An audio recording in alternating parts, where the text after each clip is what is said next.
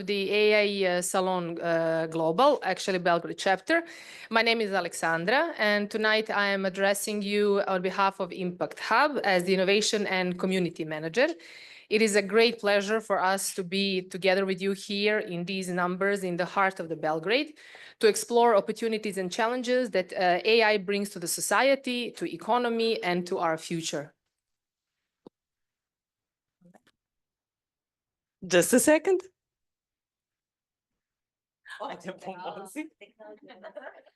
Yeah, technology. And we're still trying. Second. And just a second.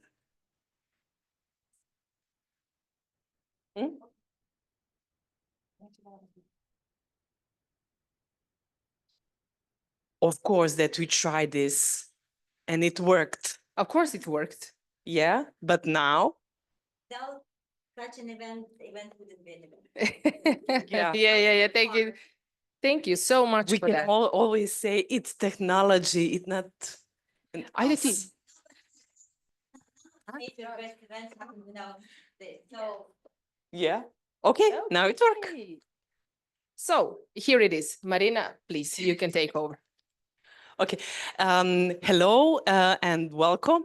I'm Marina, I'm Digital Marketing Manager in ICT Hub, and this is our second AI Salon in Belgrade, and Impact Hub and ICT Hub work together on this project.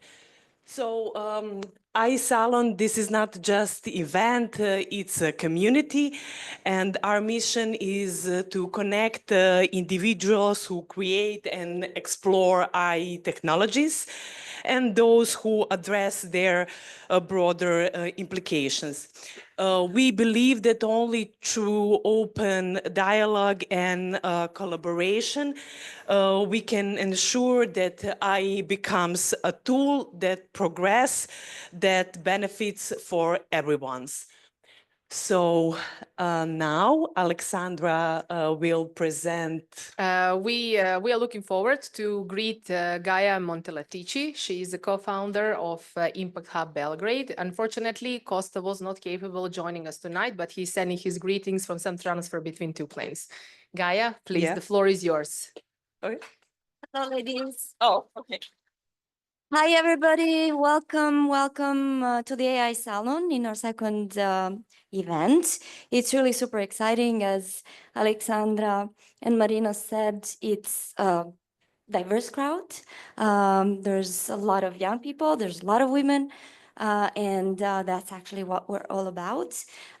We want to hear a lot more throughout all of our events, how actually the applications of AI are making AI less biased, how they're making our lives a lot easier, and how actually we're gonna even humanize AI to actually make the world a better place. So I don't want to take too much time. I just want to welcome you. I just want to say that I'm super excited about what this community in Belgrade connecting to international economies and experts and investors and startups and founders can bring, because definitely into the transferring of know-how, into the collaboration, there's progress and there's benefit for everybody. So this is what we want to hopefully achieve here too. We're all about actually connecting the local to the global. So thank you for being here. Thank you for being active and for giving your contribution. And I won't take a lot more of your time because we have fantastic women practitioners, founders to hear from, to learn from. And I would just like for you to stay to the end, network, ask, mingle, and stay with us. Thank you so much. Thank you. This is really like stage. Yeah, I Like, think we have so. everything. Yeah. We have the light in our faces. Yeah, We are definitely. sweating. So it's like being on a TV or a movie set. Definitely. That's pretty cool. Okay, so next one, we had a plan to the next one. Exactly.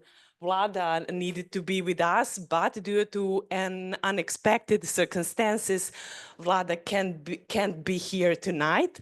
So Yeah, we will go. I must add something like a little bit with the edge. We kind of noticed that two men that were kind of important for this evening tonight, they couldn't join us. Yeah. But without joking, Costa was traveling, but actually Vlada got a dental emergency, so he's sitting on a chair now. So yeah, it's nothing. It's not something exotic, you know, some travel or something like that. Yeah, He's in pain in this moment. Yeah, so exactly. So we are with him in our thoughts. So when it's about the main theme of our event, today we will focus on the role of the women in the AI. We will focus on the ethical challenges and the legal framework. And with that, I'm going to announce our three beautiful and fantastic speakers: Olga Mirković Maksimović, COO of Video Bolt; Ursula Eysin, CEO of Red Swan; and Tijana Žunić Marić, Žunić Law and Whisperly AI. So Olga, please join us on the stage.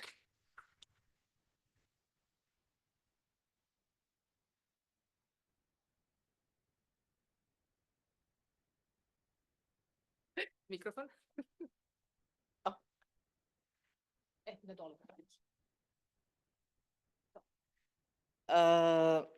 Too many pointers in my head.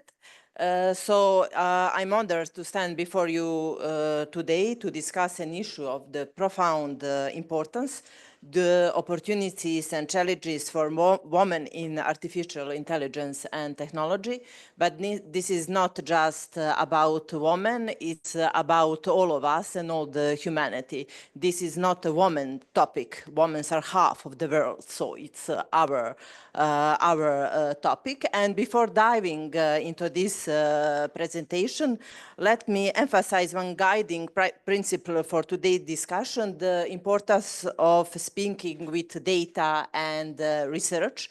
All the data you will see on these presentations, and also all the pictures you will see in presentations, are pictures of real women from real world who impact the AI, and all the data are from research papers or any kinds of public report we can just check and discuss it. So from me, it's not about feelings, it's all about data. Because women are always connect with feelings. So first of all, let's talk about mass media and how, you know, the factor Dossier X, and Skelly, the woman from Dossier X, she done a fantastic works when we look how much she influenced the woman in STEM. Today, there is a couple of really good research. You have DOI number in every site, so you can check the research paper. And definitely, women are underrepresented in portraits of high researcher in influential films, and only 8% of the characters in these films are women. All others are men. And if you think, okay, it's a film, it's a mass media, it's not important, it is something that that give us a big picture who can be what in this world. But it's not about mass media. Similar is in research paper in academia, and also academia. The share of female co-authors in AI papers is increasing, but it gets stagnated in discipline related especially to computer science, and there is a severe gender gap in top research institutions. It's extremely important to check this data. All these research papers are publicly available. You can check the names, put it on in Excel table at the end of the day, and check and see what are the results. Also, you can do that in our country for our PhD studies, research paper, and similar things, and you will see even you will see extremely bad situation in this area. In addition, last week, it was one conference, data science conference here in Belgrade, and I was part of the one panel who discussed the similar topic. And on panel with me was one excellent lady, Jovana. She is math game designer in Place Studio. And when she said her biography, she said it in Serbian language. And the organizer want to use Google Translate to translate just a couple of sentences.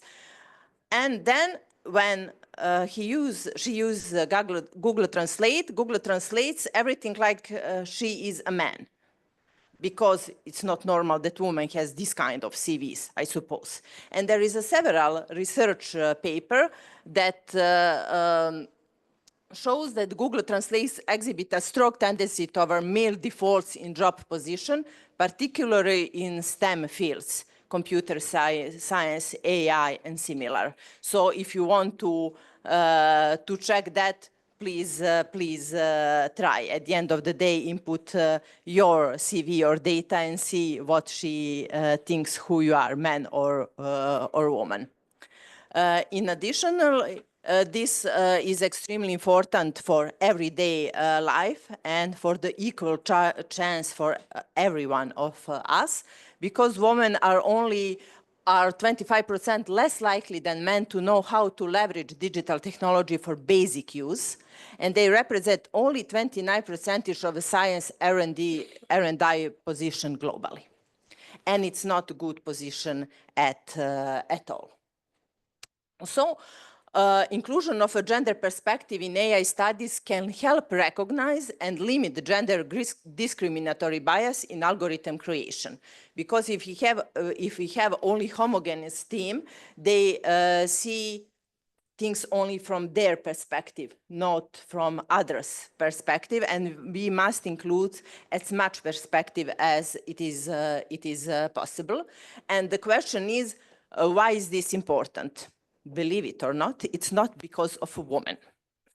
It is because that inclusion of women in AI is crucial for addressing the diverse needs of all the customers. You will lose half of the humanity as customers. You know probably that couple of really bad experiments, like first health app on Apple Store was released without any tracking of women's period. So why we are talking about health at all? And only after huge public pressure, they said, of course, men made it, of course, without thinking they do not have mothers at all. So there are some innovative AI solutions in the world, and also here you will see a couple of them who can help break down the barriers. You can try 50-50 of Eleno. Pay scale is also good, especially when you talk about the gap in salary. But also here in Serbia, there is a couple of very good research about salaries, especially in the product community, IT community, design community, and then you can check your salary, compare it to the standard, and see what is your position. And also there are platforms supporting women in coding like She Code, so you can use any kind of this to start digging and try to find some solution or some kind of inspiration. There are a couple of new reports about women in Serbia ICT sector. They're all very, very good. And I'll just give some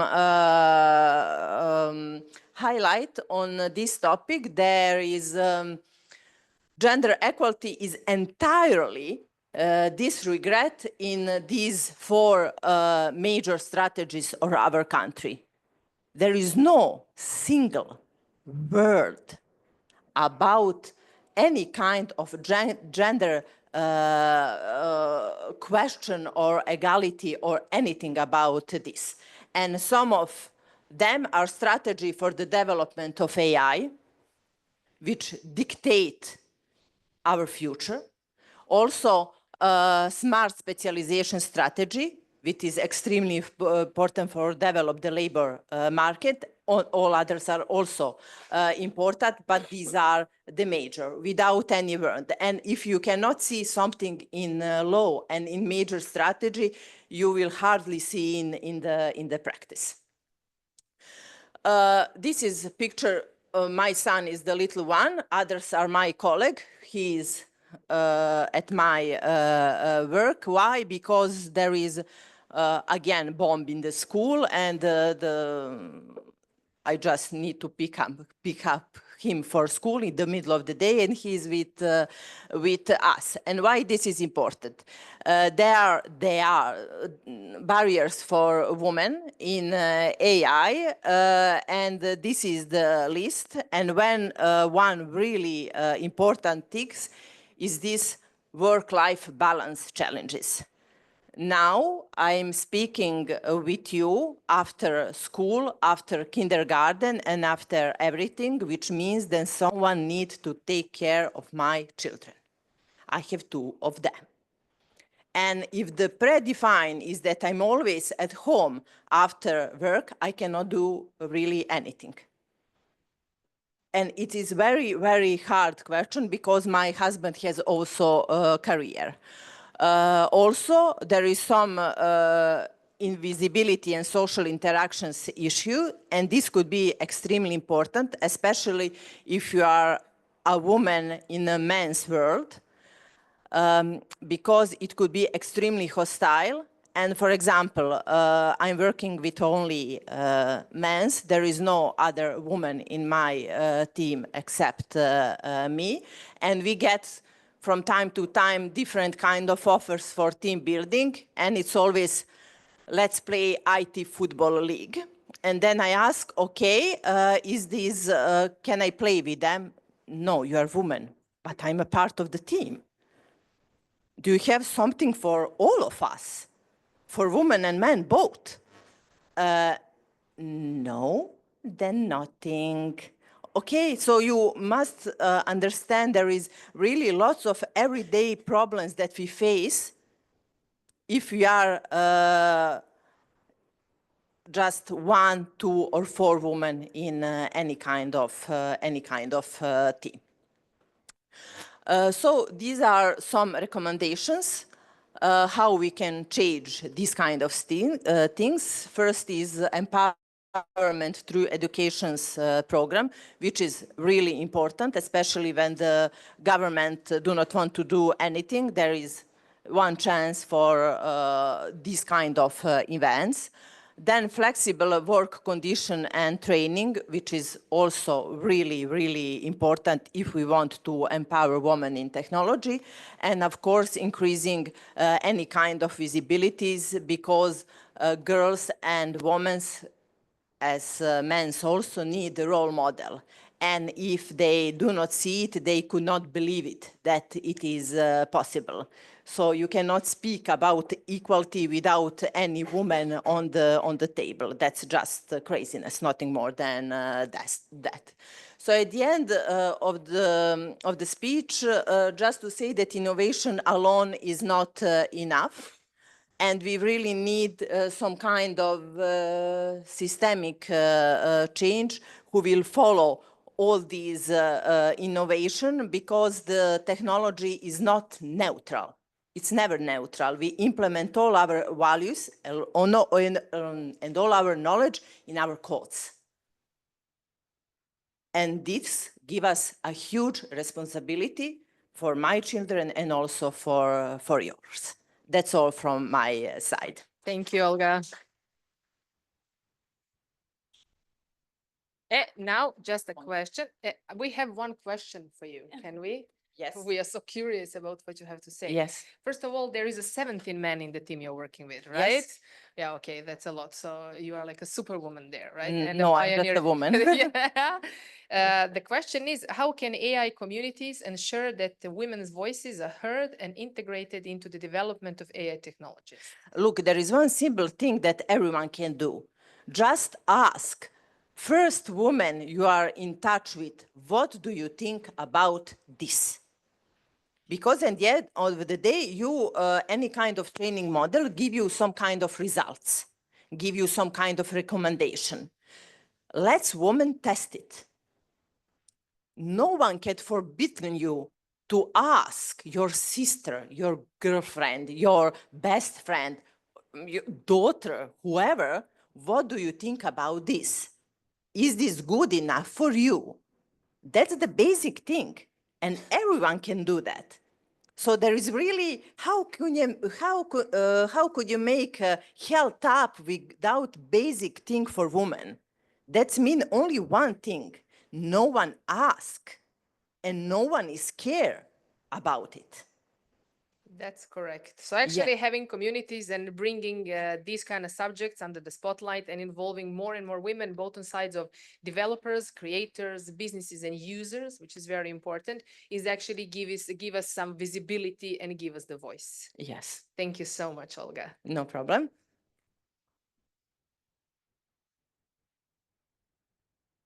Clicker. Okay, now Ursula is going to join us. Ursula, please, the floor is yours. Thank you very much. Yeah, please.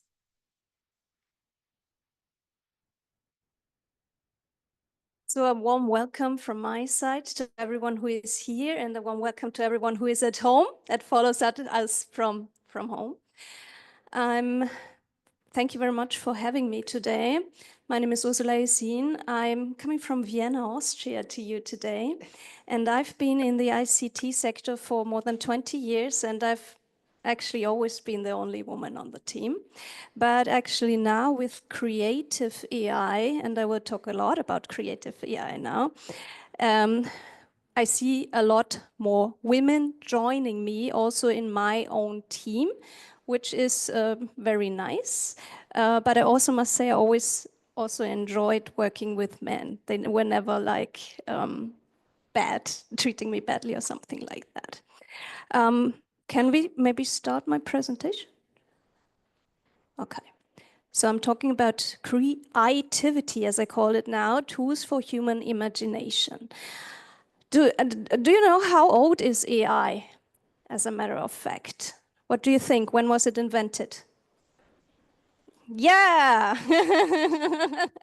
bingo, it was already. In 1956, the Dartmouth workshop at the University of Dartmouth is the birth date of artificial intelligence. So in 2 years, it's already 70 years old. I'm not in AI for 70 years, but I have evaluated more than 400 projects in the field of AI for the European Commission since 2016. I was recommended by the Austrian Ministry of Technology as an AI expert to do so. And I was always looking at the potential of commercialization of these projects. And to be quite honest, among these 400 projects, we have not seen much that could have been commercialized until we had generative AI. And that's very interesting because we funded it a lot, but there was not much that could have been commercialized. And what does it mean? That does mean the developers did not care about human needs. Because if you fulfill a need, you can commercialize it. Everyone who's running a startup here knows that very well. So these usually were always technical teams who maybe wanted to control their robots. Maybe they had been hurt so much emotionally that they had come to the conclusion they need new human beings, robots they could control. But the irony is now AI cannot be controlled. So it's a pity for them. But let's talk about creativity.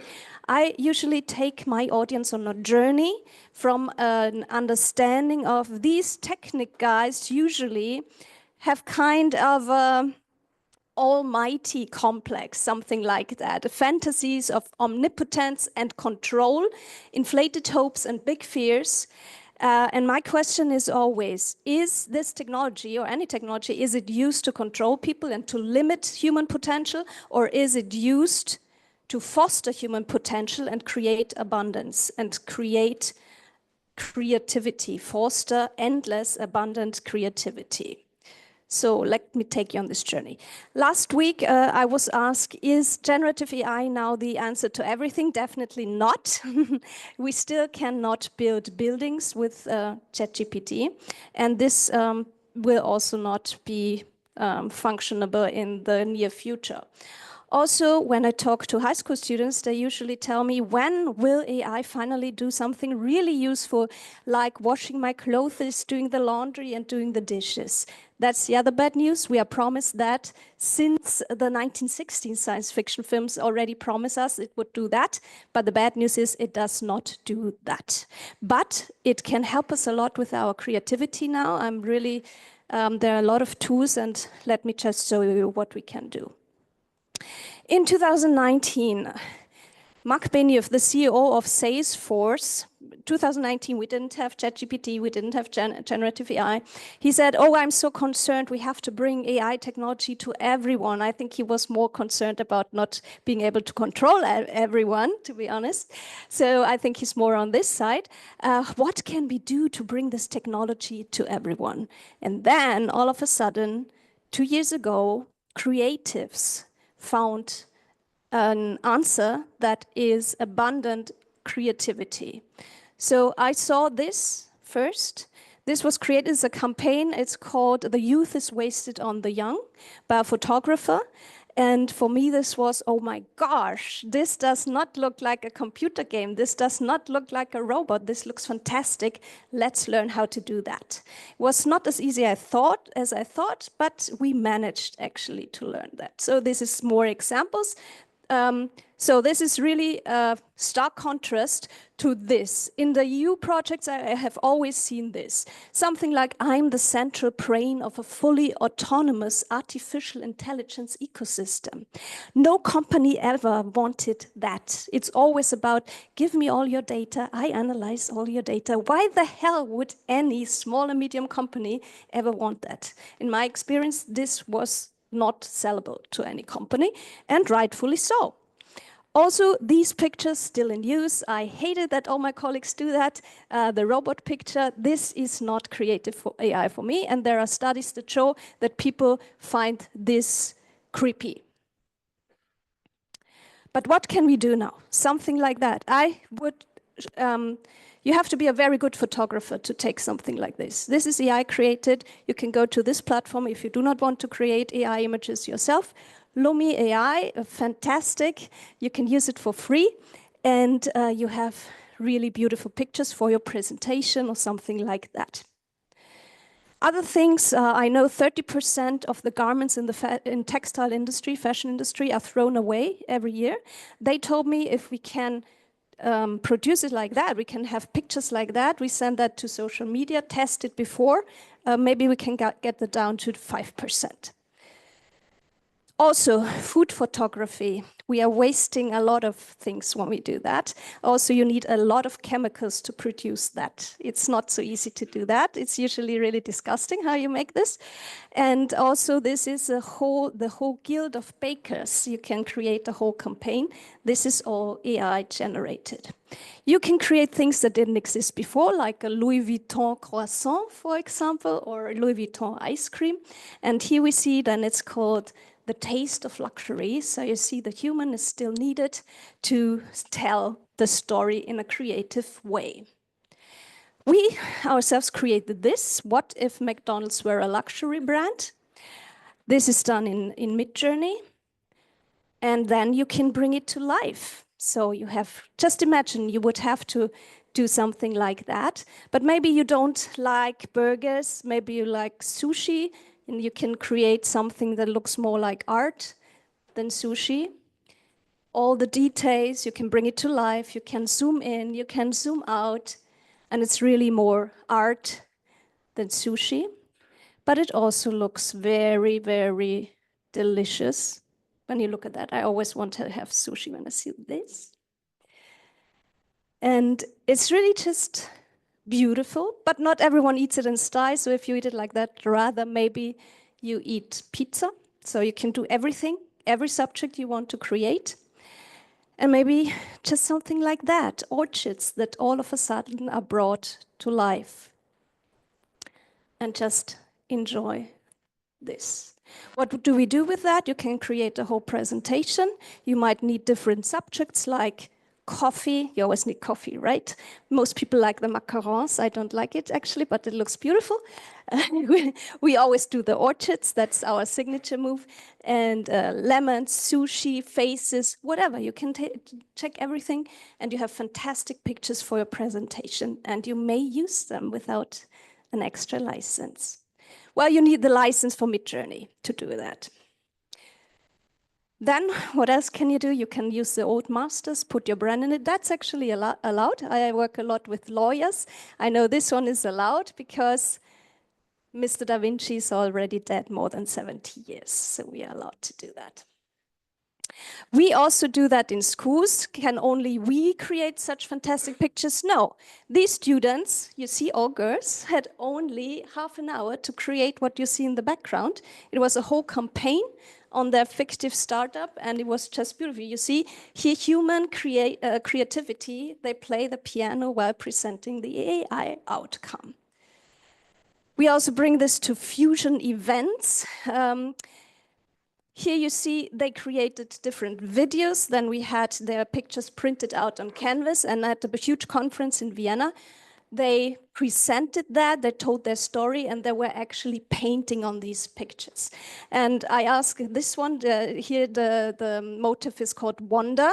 I asked her, why is it wonder? And she said, so many people expect that technology brings them a wonder, and they don't get that they are the wonder themselves. So everyone was moved by it. We were invited by the Ministry of Technology to do more of this. We have a curated list of tools. We also have a list of more than 1,000 tools. Nobody needs more than 1,000 tools. You actually need 2 tools for video, 2 tools for image, 2 tools for audio and music, and not thousands of that. So we came a long way at the start of the year.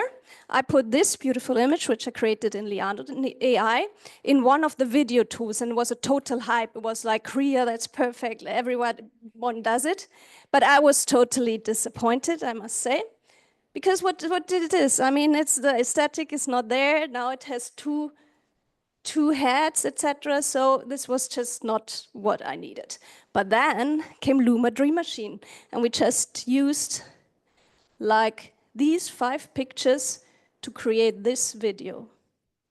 Now we have no tone.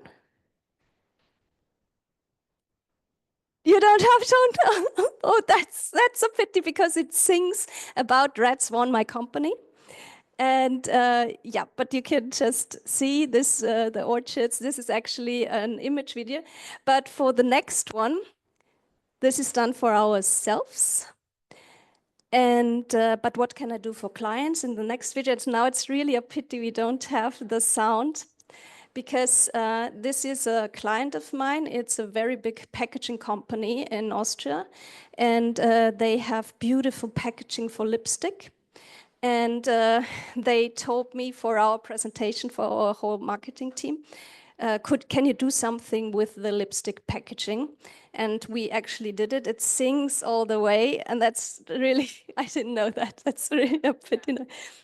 It sings about the packaging, and of course, it's only half the thing if you don't have it with the tone, with the sound. But I hope you can. It's about. They have a specific technique. They apply something that's shiny and golden, and it's not a foil, it's not plastic, it's actually ink. So it's very advanced technology, and we wanted to showcase that. So it's the group. This was the wrong color, so we just changed it. And it's so, without the sound is unfortunately. But you see here, the hue, they really, really love that. And it's actually very hard to film that in reality. So you have it, yeah, then of course someone has to use it. So we created a whole story around that. What can you do? Of course, now she uses it, she goes on a journey with the lipstick. of course. Here it sings about sweet temptations and something like that. And just all the images, it's like we created a photo shooting according to their brand guidelines, according to what they actually have there. And we showcased the lipstick packaging with the whole story, with this woman who uses it, who goes on vacation. Of course, it's Christmas time, so the whole song is also very Christmassy. And they just, yeah, let me just say they loved the whole thing. It showcases the package, it showcases what you can do with it. She lives her best life because she has this wonderful packaging with this great technology. So this is what you can do for a client, not only for yourself. And also all the pictures you saw like this is something I created for my own presentations. This was created in Leonardo AI. I'm very happy with that. And please connect on LinkedIn and talk to me after this. I'm very happy I'm here today and I was able to present you this also without the sound. Thank you very much. Thank you, Ursula. It was great presentation. When we have been preparing for the AI Salon, you and me had a chat, and then we touched upon the subject of this fear narrative that goes around AI. And I would like to hear about your takeaway and actually leveraging the creativity and actually changing that narrative that is going around the world for the common man, that how the AI is going to take their jobs away. And how do you see actually creativity is leveraging that? I think that creativity is creating new jobs. I know that the AI creativity, what you have seen now, we now can do things we couldn't do before. The video I just showed you is by no means a final product. This was just for the pitch for the client. We created this in one day. In one day, just imagine, we couldn't have done that. So we now can start to do videos where we didn't have them before. We can create pictures and we can also create music. Unfortunately, you didn't.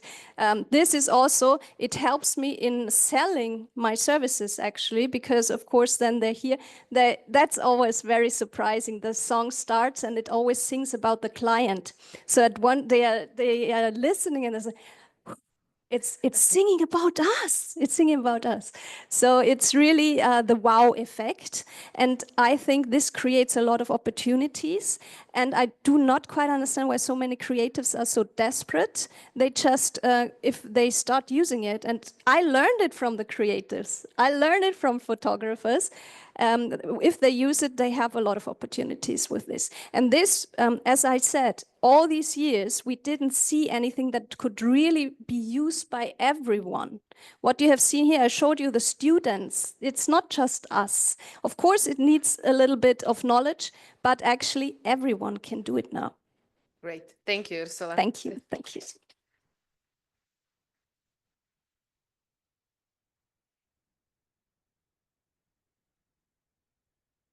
Hello, I'm Tijana Marić, partner at Žunić Law and co-founder at Whisperly AI. Okay, this is not my presentation. Yes, this one. Okay, it was a great question because I actually had a question for you guys about, actually 3 questions. So the first questions, please, if you are afraid, please raise your hand. So who here is afraid of AI taking their jobs? Wow, no one? Only me? Only a lawyer? One person? Okay, good. That's good. The second question, who here is afraid of AI algorithmic predictions will amplify our own biases as humans in decision-making process, such as hiring? Okay, more people. That's great. Okay, not that great. And the third question, who here is afraid that misinformation will be so widespread, especially due to AI type deepfake technologies, that it can jeopardize democracy? Yeah, this one is the winner.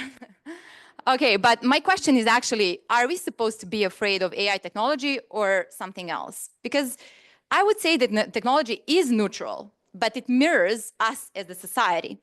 So what we need now is trust. we need responsible AI. And for this, I would like to recommend a book, Scary Smart, from Mo Gavdat. He's an ex-C-level manager at Google X. And he kind of compared current development of AI with parenting of a teenager. So we are currently at that stage. Teenager will collect from parents, values, behaviors, and it will have social influence. And the same way goes with AI. So what does that mean? What is responsible AI? Don't worry, I'm not going to go into this. This is heavy legal stuff. But I would like to clarify one thing. For me, there is a lot of buzzword bingo being thrown around with regards to AI ethics, AI principles, governance, and so on. For me, responsible AI is something that can hold you accountable and we can measure. And in this way, I perceive these regulations, as you can see. This is a maze of regulations currently. We do not have a unified understanding what the responsible AI is. And we are starting from like general principles to now more and more AI principles such as OECD, European Commission Trustworthy AI, and so on. And now we have another rock star among our acts, and this is the EU AI Act. How many of you did not hear about the EU AI Act? No one, everybody, of course, because it's a rock star and everybody talks about this, and we will be talking too. And finally, we are coming to this more specific frameworks such as ISO 42000 or 42001. Those are very specific, let's say, regulations on how certain development of the AI should look like. But there is, when you analyze all of this, there is some kind of common understanding on high-level principles, or we can say key tenets of responsible AI. And the first is fairness. So I think we can all agree that if you are either developing, designing, or deploying AI, it has to be fair. That means it does not have to contain any biases in its AI output. But this is also tricky because sometimes we want the system to perform, and sometimes we want the system to have a perfect outcome. For example, let's say we are using AI in hiring candidates. We want minorities to be fairly represented there. So this is what we are going to focus on in our fairness. But if we are using AI to kind of detect cancer, early cancer, then we actually do not really interpret fairness as minority have to be presented here, right? We are focused on the performance. So that will definitely depend on the specific case. Second is transparency. What does this mean? This means that we can, if we are developing AI, we need to know how to explain what it does and how it does it, and also what kind of data we use it. So that's explainability. But we also, this is where the legal part comes in, we also need to kind of explain to the users that they are using AI, what can they expect from the AI output, and of course, legal document, we need to document all of this and make it public. Safety and security, very well known in software technology, not that much in AI, still being explored. But let's say that from the ideation part, from the first definition of the use case, we need to take into account what can go wrong and make sure that safety and security is being respected. Privacy preserving. Sorry, guys, who thought that AI does not have anything to do with the GDPR, they were wrong. Now, GDPR and like in general, privacy laws across the world will come into place here. And on two levels, actually. The first one is on the level of the data set. So what you're using for the training of the AI model will definitely have to deal with whether you are processing personal data, but also on the level of the model, especially if you're using GPAR or general purpose AI. You have to think about what will happen in the case of data breach or data leakage. AI development or deployment is not an isolated event. And it should be taken into account what kind of social and environmental impact will have. And finally, accountability, my favorite, to be honest. Accountability is not only that if I am AI provider, my company should be responsible for the AI output, but also in my internal organization, I need to know who does what and who decides on what and who is held accountable. And this is one of the examples how you can do that.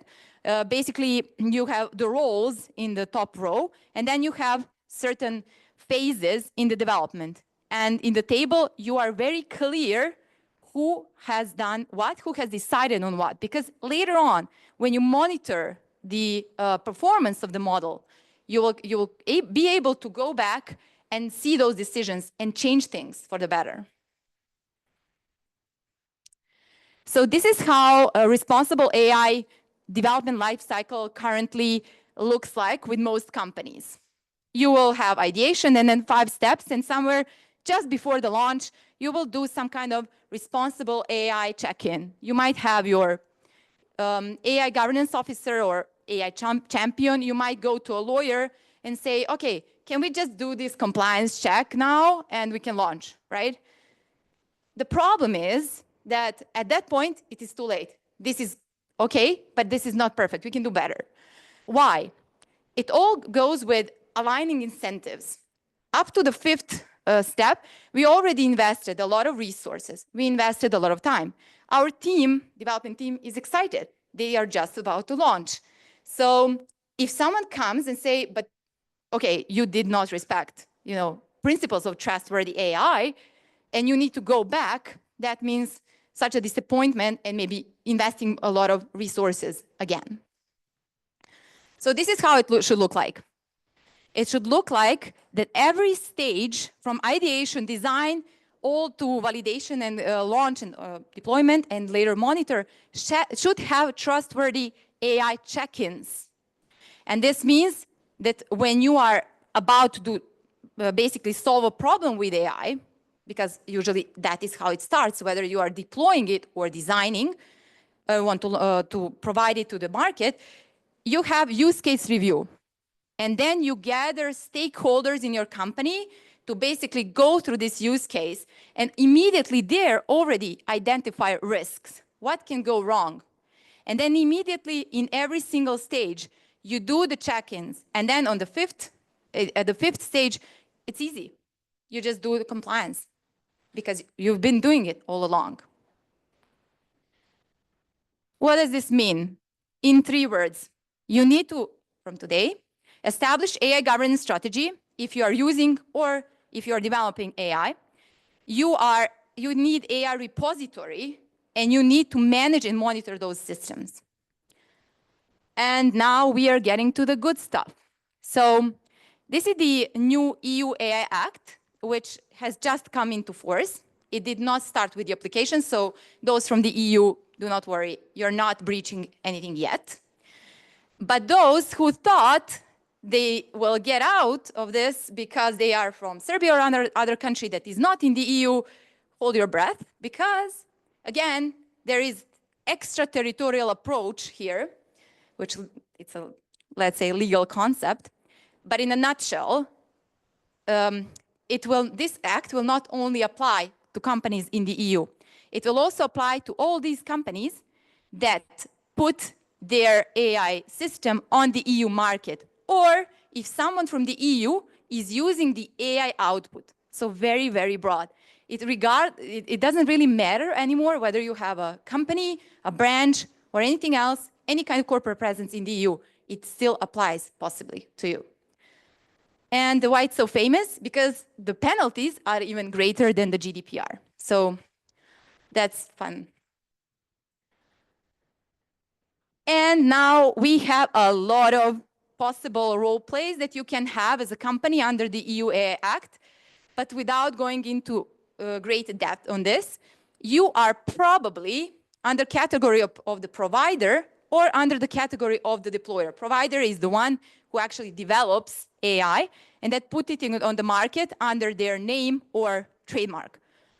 The second is deployer, that is the user of the AI technology.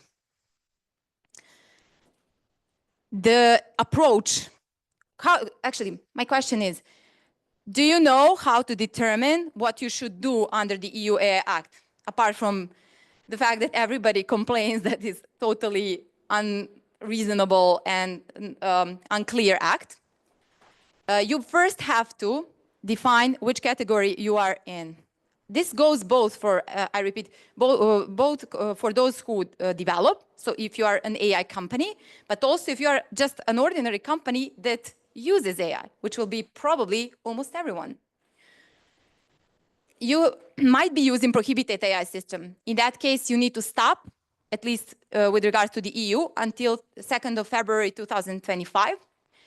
And the rest of the levels actually depends on the AI system that you're using. So you need to do the assessment for each and every technology that you're using, where it goes. And this risk level will actually determine what kind of obligations do you have. So once again, under the EU AI Act, you need to do the AI mapping. You need to establish AI governance and risk assessment. If you are an organization, you need to start AI literacy trainings for your employees. You can divide tech and non-tech employees. And you have to create AI ethical guidelines for employees, because there can be a lot of things that go wrong if your employees do not know how they can ethically use the technology or develop. So never have AI ever. These are the things that I would never suggest to any company. Never violate user privacy. This is the part of the transparency that we mentioned. Never make biased or discriminatory decision. That is the one that most people here are afraid of. Never act autonomously in critical scenarios without human oversight. And never engage in manipulation or misinformation, because you'll be penalized in the EU after the 2nd February. And actually, in short, never teach your AI what you wouldn't teach your child as a parent. Thank you. Bravo, Tijana. Sjajno. Well, now to lean on what you have been talking about, I guess the question is actually burning with everybody is how do we balance the need for ethical AI development with the pressure of rapid technological advancement and market competition? How we align those things? Well, in our experience, and I personally and our law firm has a lot of experience with setting up data flows and data governance with the GDPR. We are at the same place where we were at 2016 with the GDPR. Why am I saying this? Because those who set up the basis properly later on will get competitive advantage. It is difficult at this moment, but eventually people will learn and the users will learn. And if you are not transparent, if you're not trustworthy, people will leave your app. And eventually this will actually be a commercially viable project to comply. Not only because of the fines. Yeah, that's great. So then we are referring to systemic change, because we need to take more things into consideration. And then when we talk about a systemic change, we talk about something that it's long-term development and the long-term growth. Something actually that we as a caretakers actually do, for example, with our kids, or where we are planting a tree. So actually that is kind of attitude that we need to leverage and hedge when we talk about the market competition. But it seems that somewhere when we see it practically, a lot of small companies and a lot of small innovation are in risk of actually flopping because of maybe not having enough resources in order to follow through to actually gain competitive advantage on the market. But it's the part of the game, I guess. Yeah, it's the part of the game. And I mean, this is, we didn't agree on this, but I'm working on a startup that is supposed to solve this problem for smaller companies so that they can comply basically with less resources. So I think that for sure, there will be other solutions that will enable you to skip maybe entirely very expensive consultants and law firms and just apply those software solutions that will automate and kind of provide you with the templates and everything else that you need. That's great. So every problem is actually feel for the solution. Yeah, for sure. Thank you so much, Tijana. Thank you.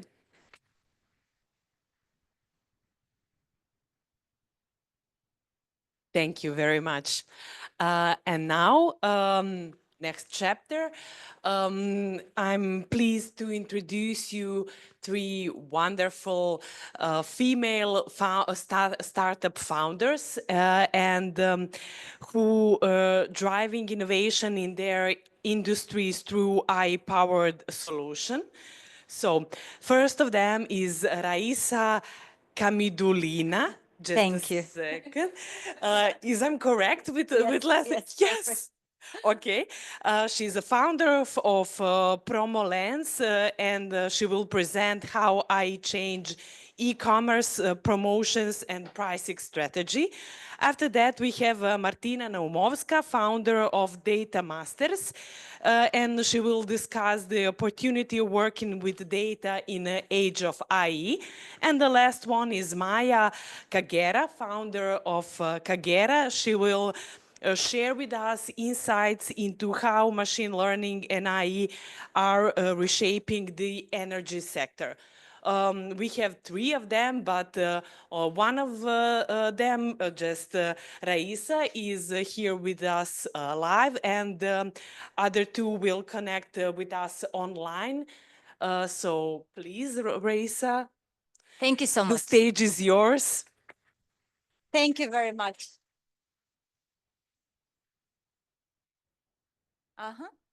My apologies. I just wanted to look at those slides once again. Okay, here we are. I don't know why the image is not there. However, good evening, everyone, and I'm super happy to be here tonight. And tonight, within 5 minutes, I will present to you PromoLens. At PromoLens, what we do is that actually we leverage the explainable artificial intelligence and advanced machine learning techniques in order to help retail and e-commerce businesses to gain control and clarity over their promotions and discounts while increasing their profitability. So very shortly about our founding team, because actually this is our strength. We have incredible and unique mixture of competencies that are very complementary. We are founded and registered in the UK, and two of our founders, Anthony and Simon, are actually in London. And both of them together have more than 40 years of experience in e-commerce. They were there like from the very beginning. And we have our technical part of the team here in Belgrade with our Chief AI Officer, Professor Dr. Milan Nedeljković, who is Dean of FEFA faculty and really leading explainable AI scientists and econometrists. So as probably as clients, as individuals, and probably some of you as domain experts, you know very well that retailers and e-commerce companies are addicted to promotions and to the sales and discounts. In fact, the global e-commerce sales is accounting for more than $6 trillion. This is the size of the industry. However, we spoke with more than 50 clients, believe me, large, medium-sized, small, and those retailers and e-commerce companies, they actually do their promotions and sales, they plan them based on educated guess. This is true. So there is no science behind that. So some of our clients have more than 100 promotions happening, running every month, and everything is made really maximum science that they apply there. Okay, I want to undercut my competitor. So this actually is very sad because many of those sales end up to be zombie sales. Statistics says 1.4 trillion, but according to our experience, up to 40% of promotions and discounts end up to be zombie sales. So those discounts and sales that actually destroy the value. We're speaking about destroying the margin and destroying the brand value altogether.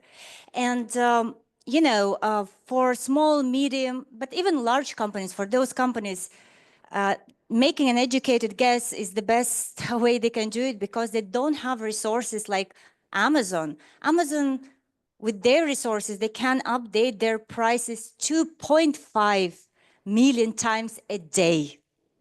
However, the companies that we speak about, they don't have such resources, they don't have huge data science teams, and they cannot afford very expensive consultancy firms and so on. And for those companies, we are actually there. PromoLens is SaaS, self-serve product. It's a platform. And we literally, we bring high-level enterprise value, Amazon level AI analytics to companies, e-commerce and retail companies of all the sizes. Because we truly make AI, we democratize AI, let's say. So how it works, very briefly. So actually, PromoLens is a plugin, and we are the plugin for the major e-commerce platforms such as Shopify, WooCommerce, Magento, you name it. And the great thing about this platform, there's millions and millions companies that are registered, are using those platforms. They have more or less, not more or less, they have standardized data sets. And so that's why for our clients, it's very simple to integrate with our platform. Literally 3 clicks and their data is seamlessly synchronized with PromoLens. And in the matter of seconds, they get the first AI analytics. That is, this is the first step where our proprietary algorithm works. And our algorithm provides actually the honest measure of the promotions. The honest measure of the promotions, how effective they are, what is ROI of the promotion activities. So in this very first step, what we do is actually, we tell our clients and we show them, these promotions were very bad. They have very negative ROI. And just first thing to do, just say no to them. Don't run them anymore. And then usually some 70–60% of those promotions are good. And so what you can do is you can really optimize your marketing spend among those that are good.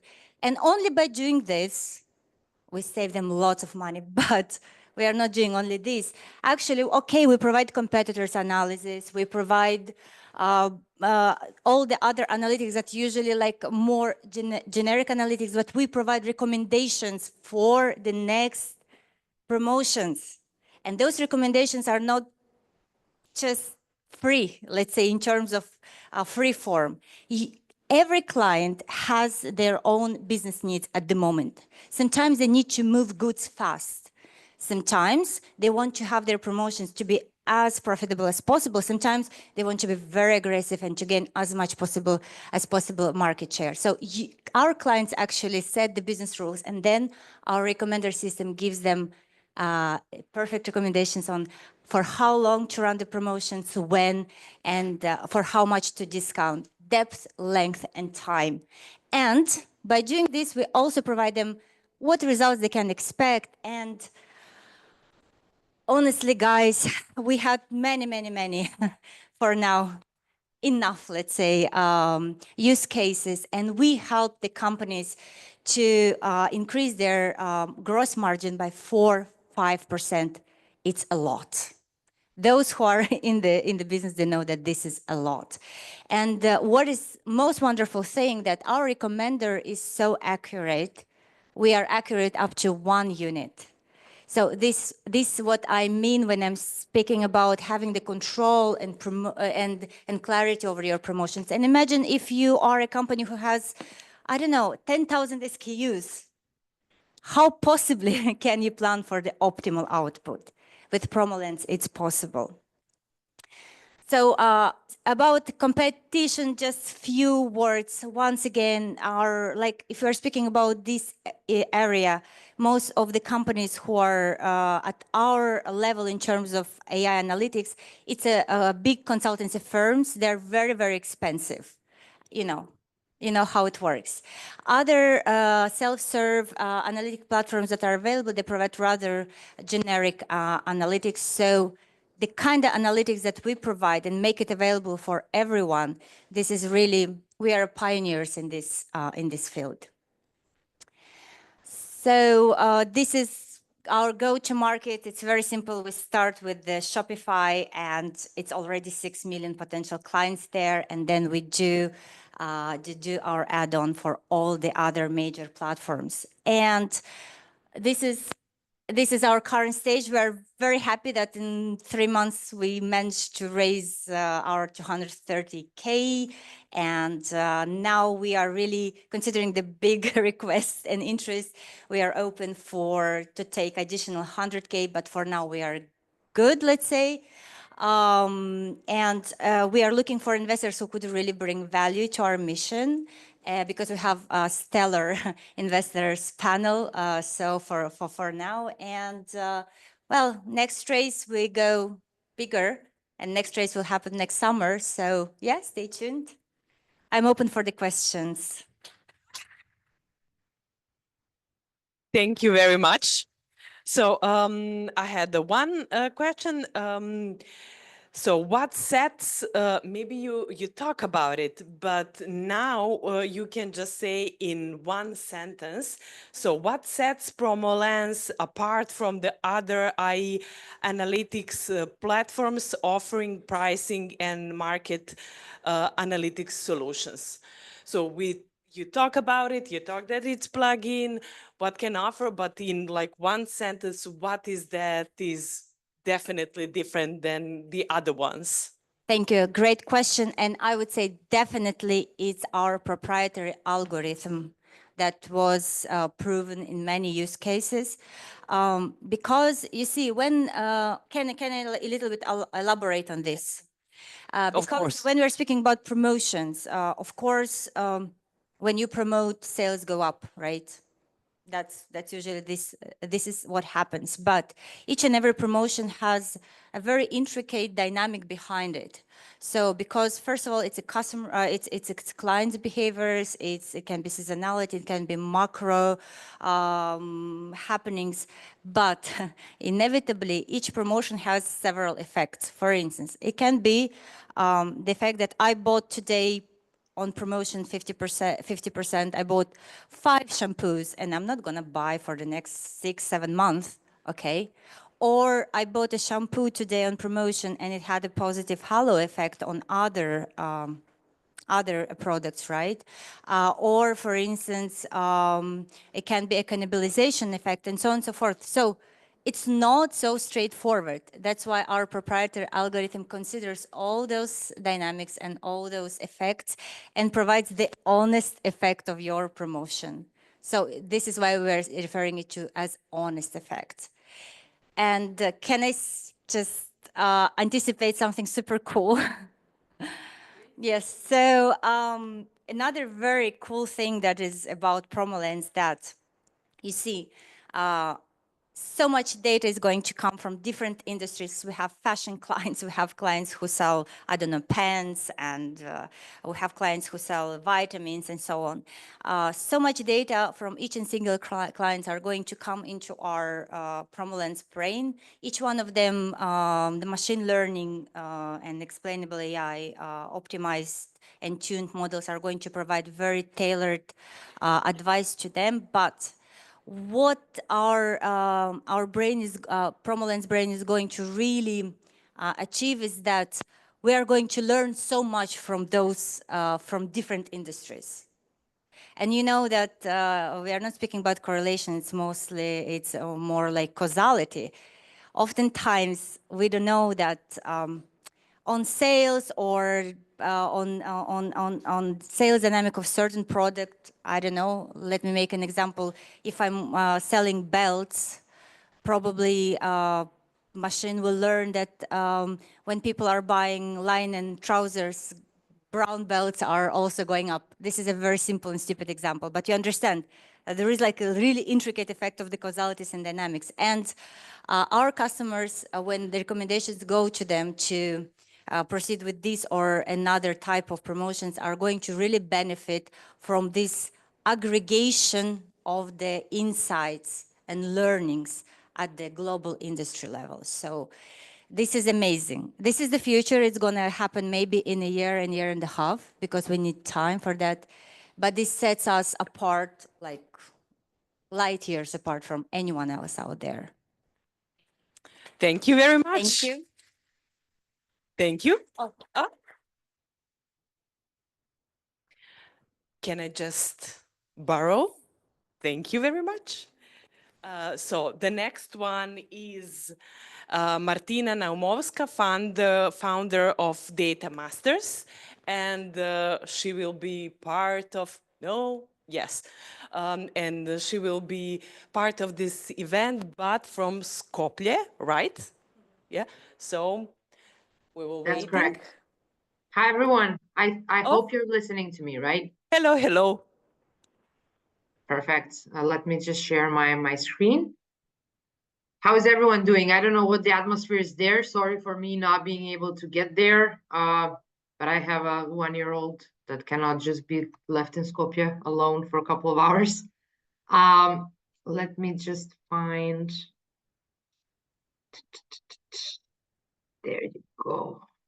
Can you see it?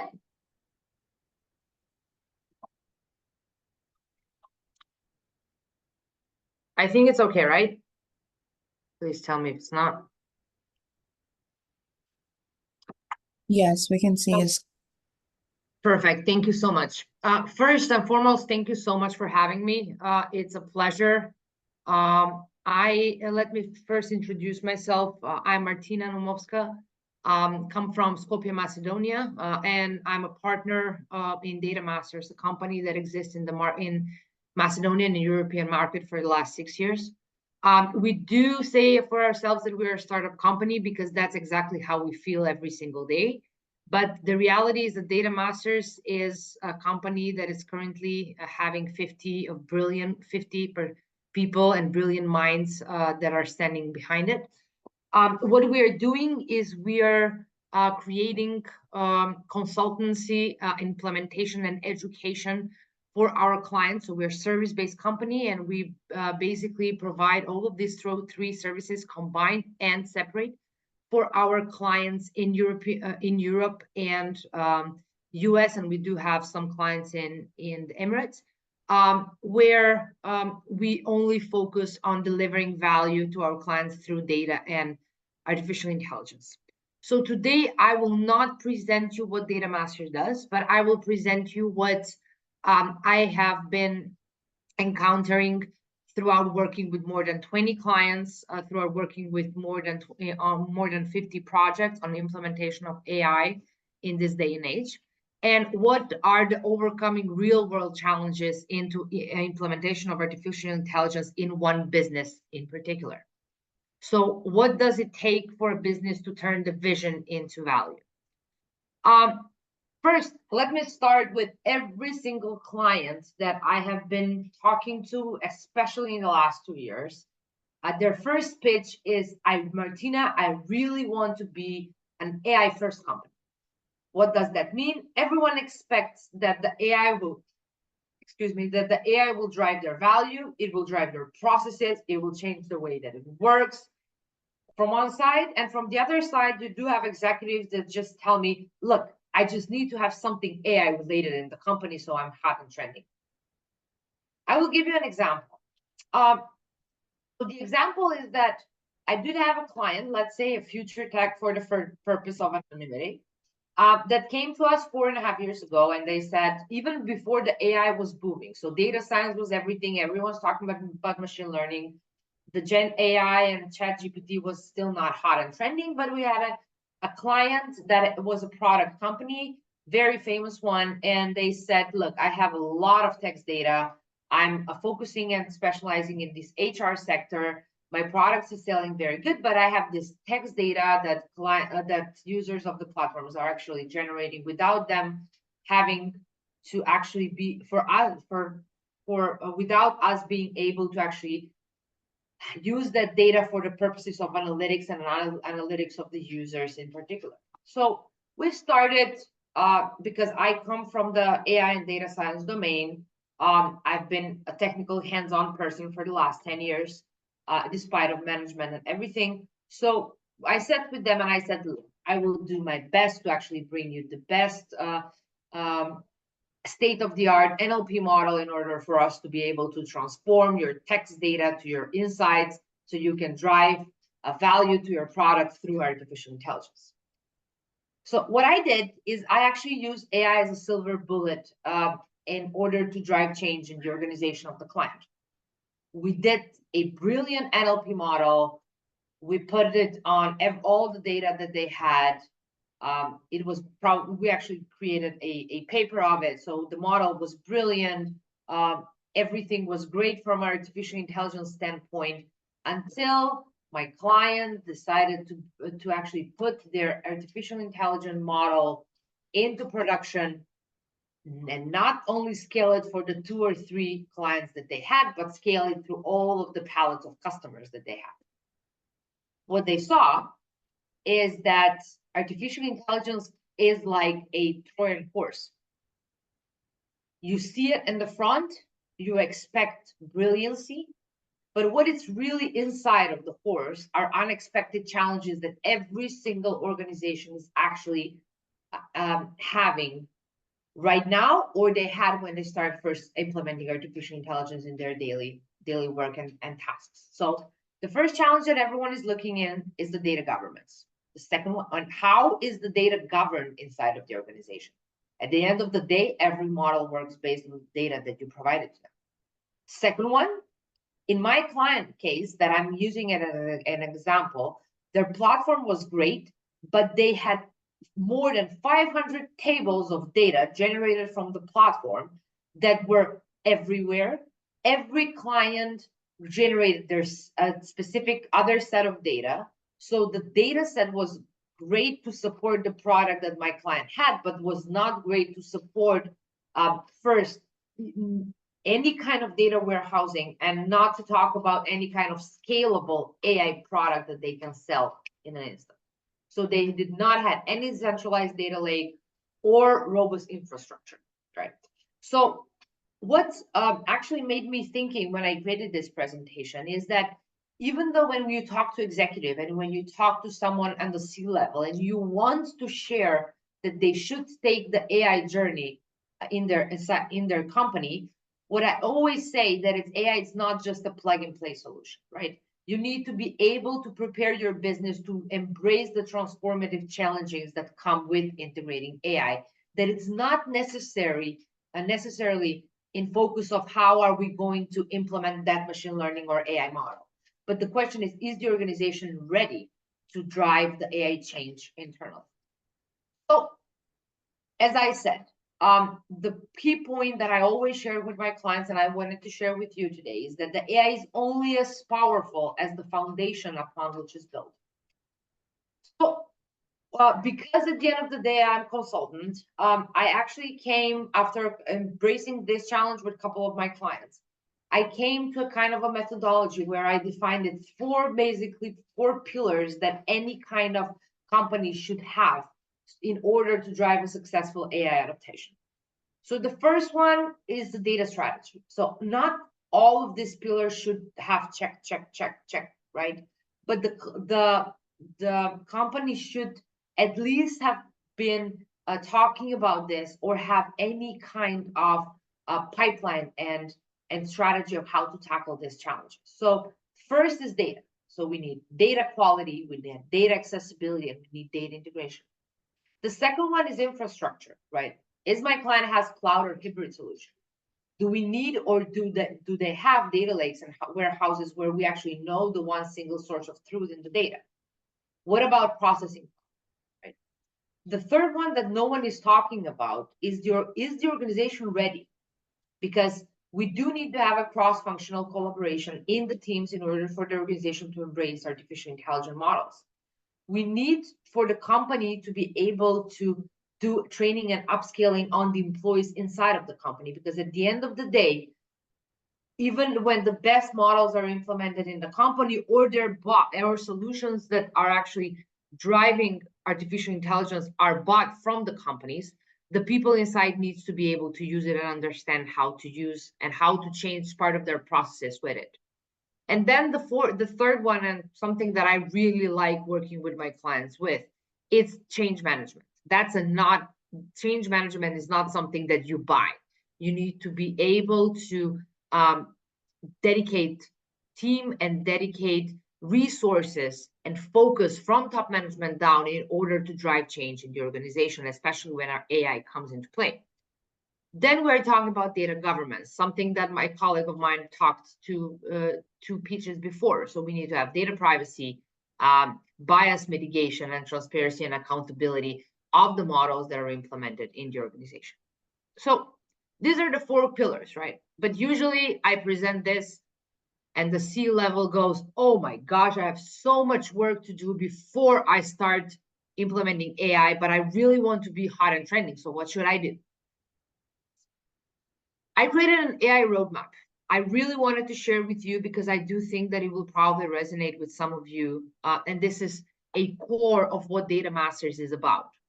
So our AI roadmap has a couple of steps, and it all focuses on 3 parts: business strategy, data strategy, and AI strategy. Every single company should go through assessment. What does assessment mean? Assessment means that the company needs to know what they want to get from AI at the end. Do they want to save money? Do they want to have specific process replaced? Do they want to create a new value proposition to their already existing product? So there needs to be an assessment, and there needs to be a stakeholder management in order for AI to come to a organization. Then a clearly defined goals needs to be set up, right? What does that mean? We create a priority matrix where we say, you don't start implementing AI from anywhere in your organization. You create a proper assessment of where your data in your organization stands. What does that mean? Where do you have the data that brings value and brings money to your organization so you can actually use the data to create AI models to change the whole process? Once you have that business strategy ready, I'm not saying, as I told you previously, I'm not saying that all of this should be clearly stated and you know, all of this needs to be checked in order for you to go forward, but you need to actually start talking about it in your organizations. That's why the business strategy is up and running. You revise this every single couple of 6 months or from 3 to 6 months in order to see where you stand. From there, you have the data strategy, which means that you need to have a proper data integration, or you need to have a plan to do it. Data infrastructure, where you will host those AI models. How will that work? Data governance. What's very important for AI models is data cataloging, right? What is your data? Where do you store the data? And what is the metadata that you actually have? Do you know your data in your organization? And then you need to have enablement of your team, right? Is the team inside of your organization using the data so they can use the AI, or everyone is working in Excel sheets and actually no one knows what kind of data does the company have? From there, and that's the data strategy that a company should go through. This is like the second step of the maturity scale. The third one is the AI. Good, perfect. In order for you to implement an AI in your organization, you need to have an AI test bed. You need to have an infrastructure where you test and you fail or you succeed with the models. Not production ready environment, but you need to start from somewhere. That one will drive the change management. Why? Because once the stakeholders will be able to see how the model is running, what is the output of the models, what is the process change, right? Even when the things are not in production, you will be able to start talking about change management and start talking about the change that needs to happen in the company. Then we have the infrastructure and deployment. And then we need to basically able to set up the ethical AI practices, how that AI will run in production. What does that mean? And so on and so forth, as my previous colleague said. When a company goes through this roadmap, my experience so far has been shown that a company becomes a sentient enterprise. What is a sentient enterprise? A sentient enterprise is an enterprise that is able to detect patterns in real time, that have a proactive problem solving, that will be able to actually do our operational efficiency and scalable operations inside of their organization, and that will be able to accept continuous learning and adaptation, which is very important in this whole process. So if you ever have a C-level person come and tell you, we need to implement AI in your company because it's very hot and trending, just remember this picture and remember this Trojan horse and tell them, yes, that is true. Let's focus there. But we also need to talk about the things that are inside the horse. and what will happen once we spend the money in implementing the AI. We need to first do the test bed and then go to the end of our journey. So this is something that I really wanted to share with you. This is something that is core of Data Masters as a company. Please, I'm here for any questions that you might have. It was a pleasure. Thank you so much.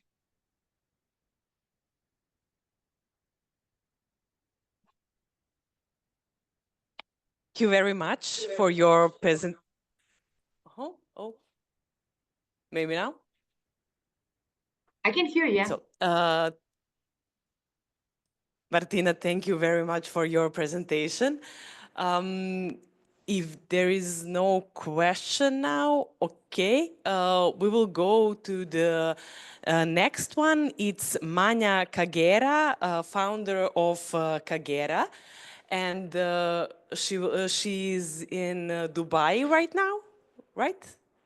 Yes, I am. Greetings from Dubai. Or I should say, Salam alaikum. Hello, hello. So the stage is yours, online stage. So please.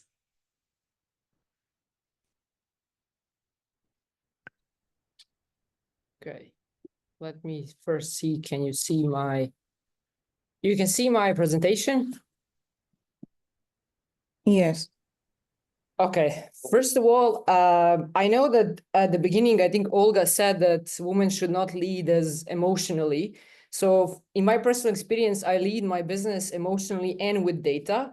I need to say something that doesn't have anything with Kagera, but I started my, I would say, AI entrepreneur journey in 2015, actually in IMPA Hub and ICT Hub. So I'm really proud to be able to talk today after couple of years and what we have done, and my team and me with Kagera. So I'm really pleased again to be here. For you who don't know me, I'm Manya. My background is a combination of economics and also data science. So Kagera is now a company that is having their offices in USA and Dubai. And my presentation today will be talking about the challenges in the industry that we have and how we actually solve the challenges in the industry. So the energy industry, in a nutshell, it's a really expensive industry and really hazardous industry. So we have enormous ecological, massive disasters, capital costs, and so on, which leads to production shutdowns for a few days and even months, which when it comes to the cost, it's about between $400 million up to $1.2 billion of it. So the system for prevention has not been changed in the last 50 years. So as you can see from the slide, these hazards happened a couple of months ago, and constantly we have people dying on the platforms, and we have assets going down to the water and not be used anymore. So we have three major problems that are static analysis, documentation is not digitized, and we have a massive over-reliance on individuals. So the first thing, because the energy industry is now in the digitalization age and AI age, we have now new cyber attacks for these industries that we are counting in the $1 billion in the USA market. Our solution is actually an enterprise solution, an AI solution that the values it brings from the client side, it's shortened the time up to 60%, increasing the revenue up to 10%. And believe me, in this industry, we are talking about billions of dollars. And last but not least, is we are minimizing the different cyber threats that they have right now in the industry. So we have so many successful projects in the last 4 years. When I was calculating, like we saved more than $50 million for combined for the oil and gas companies that we were working with in the Middle East market. So there are some of it, I would just go through it. When it comes to our product, it's a really simple product that's integrated for all stakeholders in the energy industry, which is AI solution providers that our solution is integrated with them. Like example is SEP. The second one is governments from the countries that are giving the policies and everything regarding regulations. And the third, but not the least, the corporation, actually the oil and gas companies or the chemical plants and so on. So here on this slide, what I'm showing you, just one example, what it does is on the left side, you can see this blue area.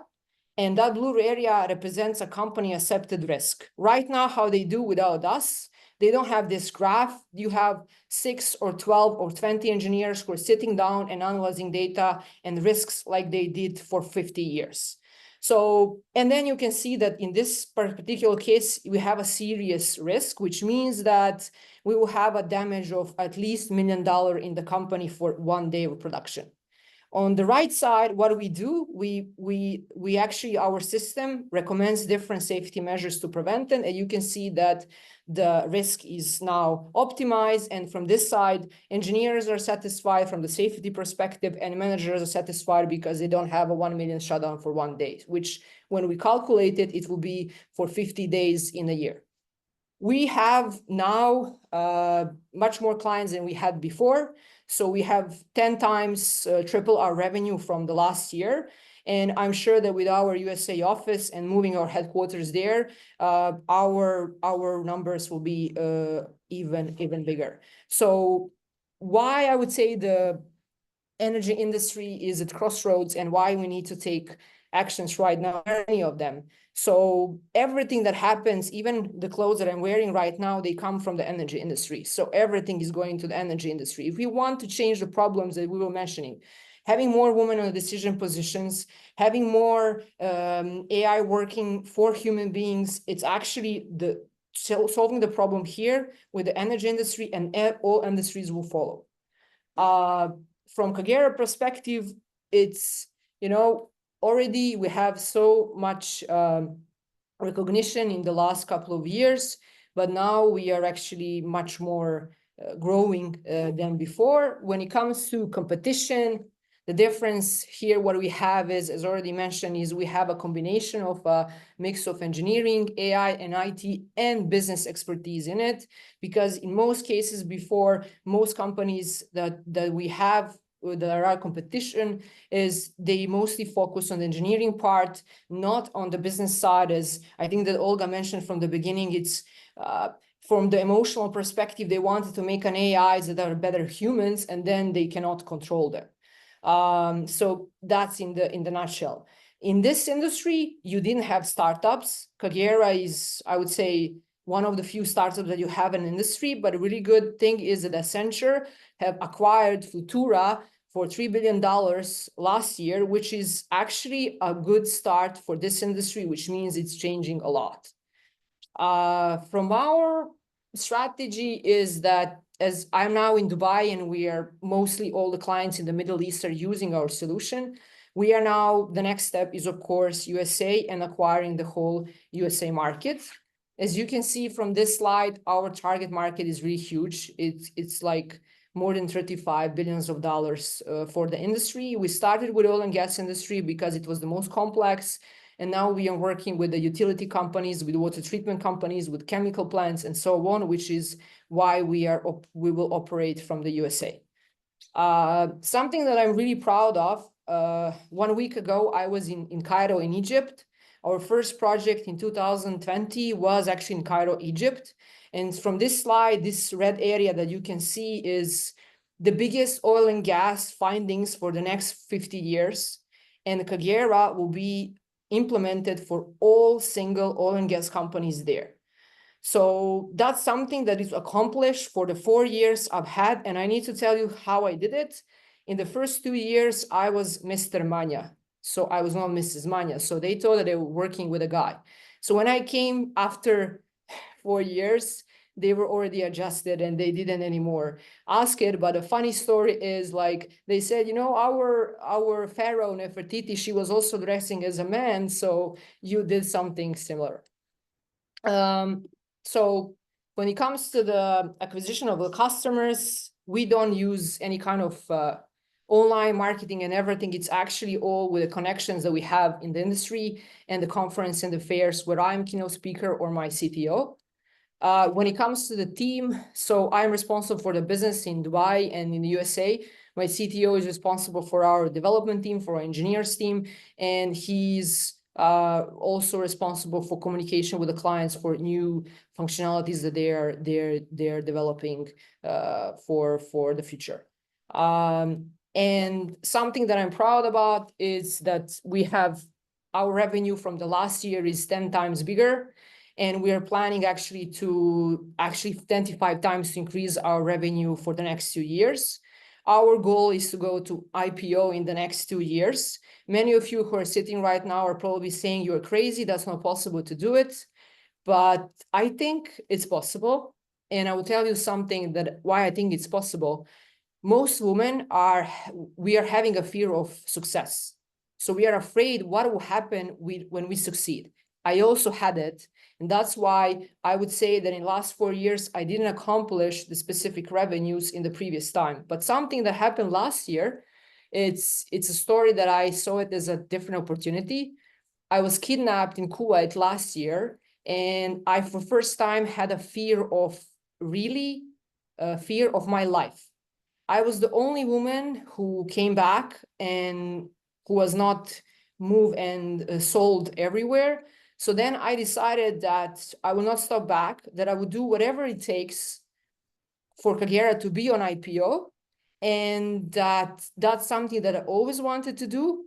And as you can see, after 1 year of it, we increased everything for 10 times. And I will, with my team, do everything to increase it for another 25 times.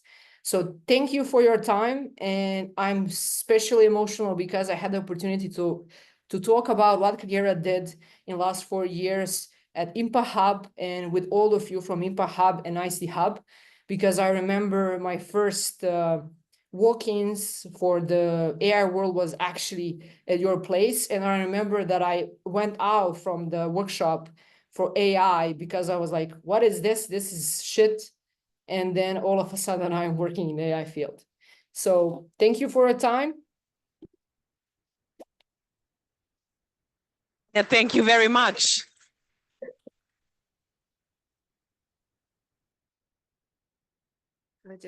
One more time, thank you very much for your story.